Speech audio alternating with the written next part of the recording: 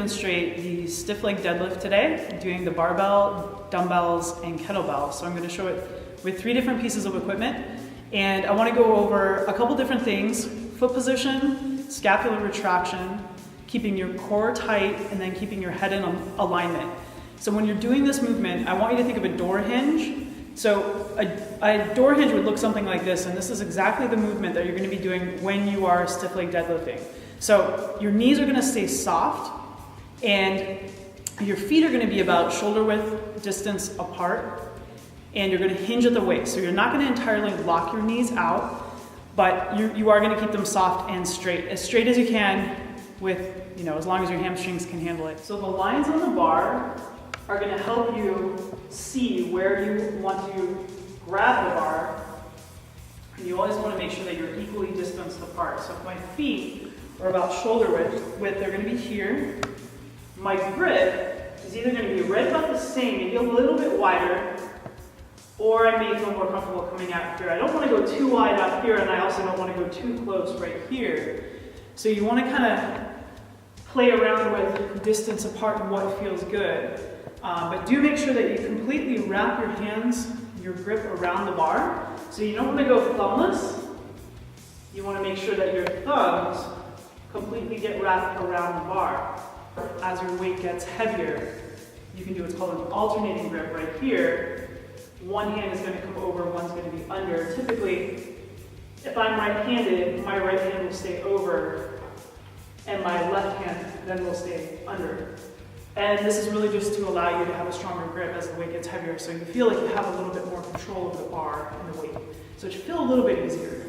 A couple things I want you to keep in mind, this goes for any kind of deadlift, is you want to keep your core tight, braced, pull your belly button in toward your spine, whatever cue works for you to try to remember to maintain good bracing in the core. So make sure that your chest is always lifted, along with having that scapular retraction in the backside.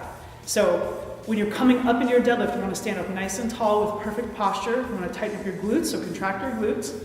Make sure that your shoulders are pulled back and that your head stays in alignment. So you don't want to do anything weird with your head. You don't want to look around. You don't want to drop your head. You don't want to have your shoulders slumped forward.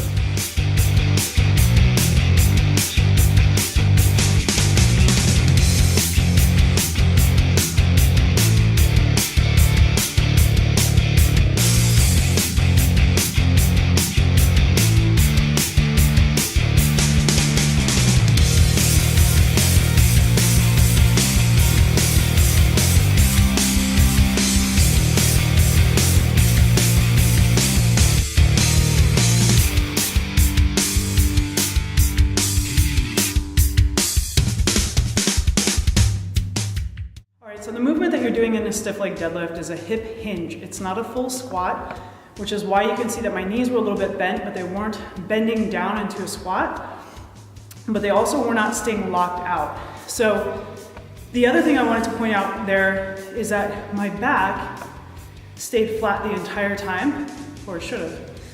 And the way that you want to do that is you want to think about pulling your shoulder blades together.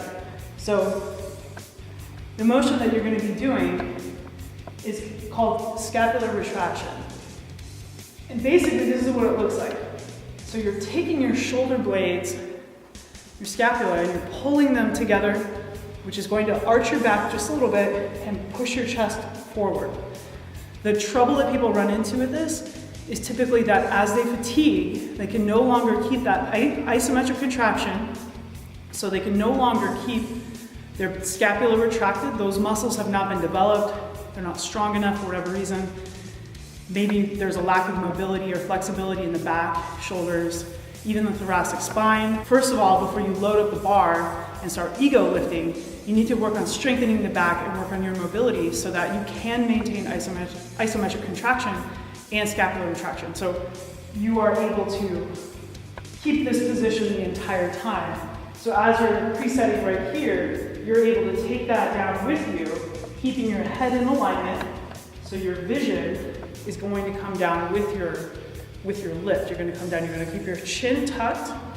You're not going to hyperextend your neck up. So you want to avoid this, which is very common. A lot of times people want to keep their head tilted up and extended, which can put a lot of stress on the cervical spine and those discs in the neck.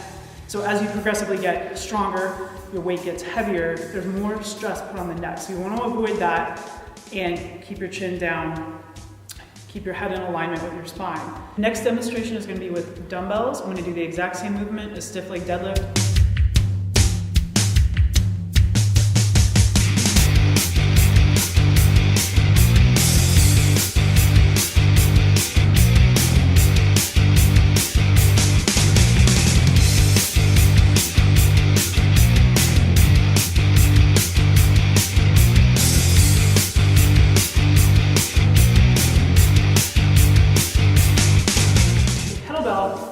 Is going to land between my heels when I bring it down to the floor. So you don't want to have it out here.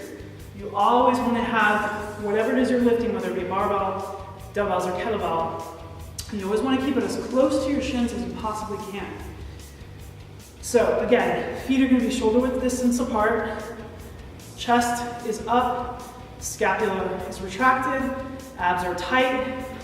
For me, that means I stand up tall and I just pull everything in. I'm going to come down. Initially, when you pick your piece of equipment up, you can bend your knees just a little bit. So I'm going to bend down just to pick it up, get it off the floor. Shoulder blades are going to come back.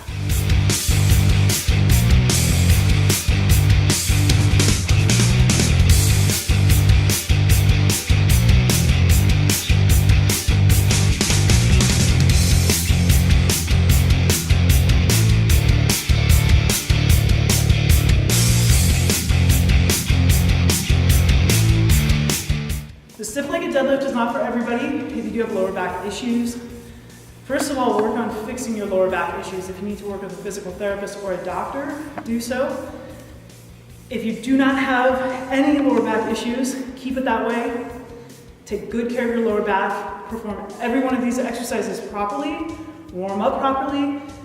Stretch and include mobility in your program so you can recover and your body's moving the way that it should be moving. As long as you have a healthy back, stiff leg deadlift should not be a problem for you. But like I said, even if you do not have a healthy back at this moment, work on right now rehabilitating that back, get it strong. Work some form of a deadlift into your routine, whether that be trap bar, conventional deadlift, sumo deadlift. And always just focus on good posture in the upper body, no matter whatever it is you're doing, whatever version of a deadlift you're doing. Play around with this a little bit, be safe, start off light, and have some fun.